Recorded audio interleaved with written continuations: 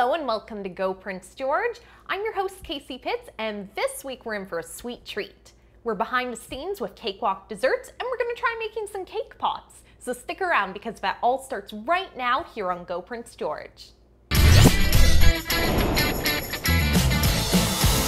All right, and we're joined here with the dessert expert, Heather Morris, and we're gonna learn how to make cake pops now. So what do we do first? Well, first you have to bake your cake, obviously. Bake your cake and have your icing ready. So I'm going to pass the cake over to you. You need a bowl. Yes. And you can unwrap your cake, and what you need to do is start getting your hands dirty. And you need to crumble the cake. Ooh. Okay. So, like that? yeah.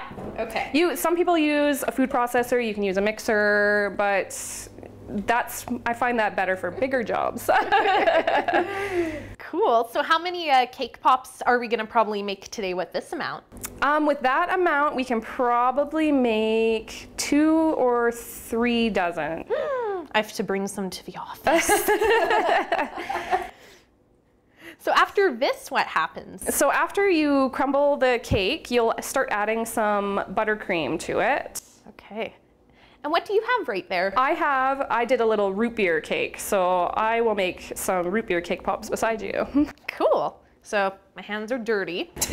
So it's kind of hard. It's not an exact science. I usually start with, we'll say maybe a couple of spoonfuls, and then you get your hands dirty and you get right in and mix it. Okay. Whoa, I'm a little too eager for this today.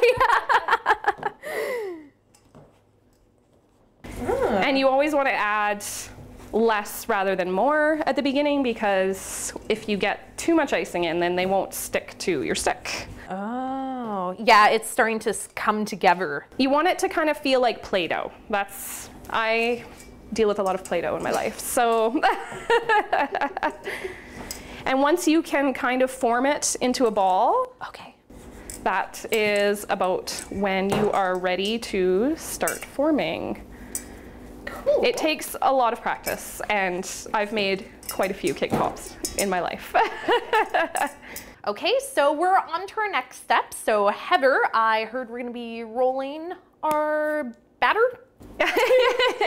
Yeah, you obviously don't want a cake pop that big. So cake pops are supposed to be kind of a 1 or 2 bite thing. So usually I kind of eyeball it. If you're not sure, you can use a little portion scoop or something like that. But because I've done it so much, it's easy for me to portion out by feel. It's usually maybe a couple of teaspoons. So How's that? that looks good to me. Maybe a little bit smaller. Oh, okay. Because we're going to dip it in chocolate, so it adds an extra coating on the outside, right? So then just smooth it out? So squish it together, smooth it out like you're making a meatball, and the more you roll it, the more smooth it gets. And I've done these a few times, so I can get them pretty smooth. Yours is looking really good, though. Cool, okay.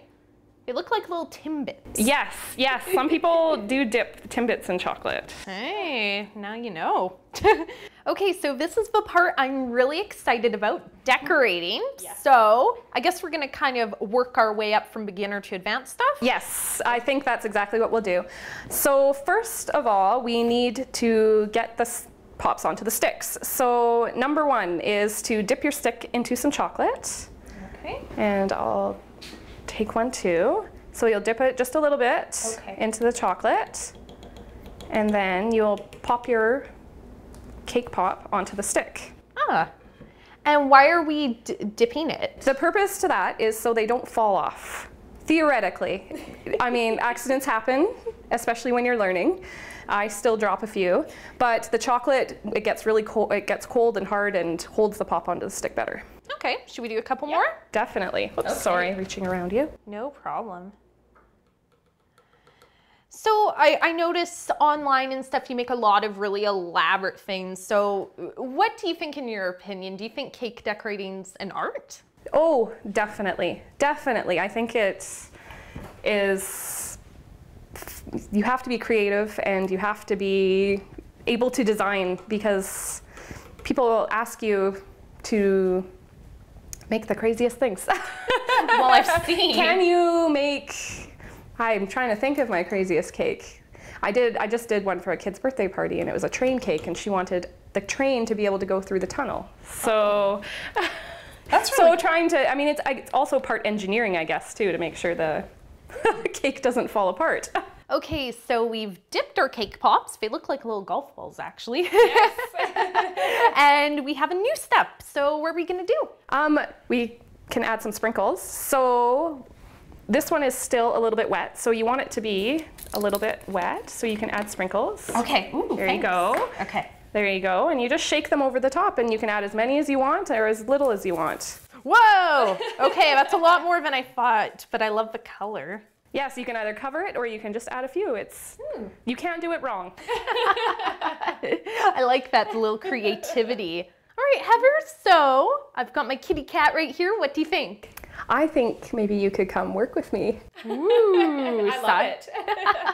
Thank you, side job. So Heather, if people want to know how they can get in contact with you or see other beautiful cake art you've done, where can they go online? I have a website, cakewalkdesserts.ca, and I'm also active on Facebook. I post all my pictures of my creations at facebook.com/cakewalkdesserts. Awesome, thanks so much for having me here. I'm gonna have to eat this after.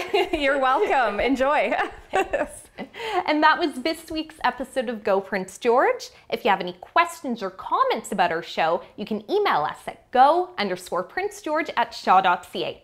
I'm your host, Casey Pitts, and until next time, thanks for watching.